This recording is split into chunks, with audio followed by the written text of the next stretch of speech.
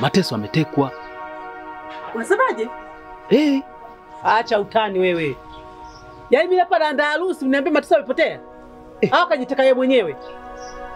Sasa mama, wewe ni mgeni hapa kijijini. Wewe dogo, sikiliza. Kumbuka unaongea mtu mzima, sawa? Mimi sio mwaka wa 2000. Tunaelewana? Niambie habari za uhakika. Sawa? Mateso amepotea. Habari za uhakika ndio hizo. Na inavyosemekana wewe kwa hii sherehe yako ambayo umeiandaa kwa mama. Mimi naandaa harusi hapo, unaniambia Mateso kapotea. Na anapoteaje Mateso? Sikiliza wewe dogo, sawa? Usizibe data. Mateso hawezi kupotea kijinga. Ulichokisema nimekisikia. Mwanne, uko sahihi kabisa. Nilichokiongea ndicho kitu cha kweli.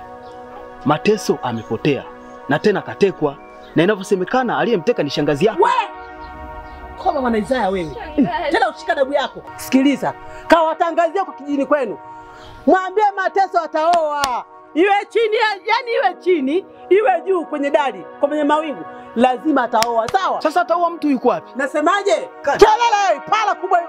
Kwenda! Toa umbea wako. Usikii? Na utoke. Shangazi, mimi nimeshakufikishia ujumbe. Naomba utoe umbea wako hapo. Na Mwanne huyo atapotea. Peleka kwa sikio popo wewe. Nakosa makazi unakalia umbea kwenye nyumba za watu.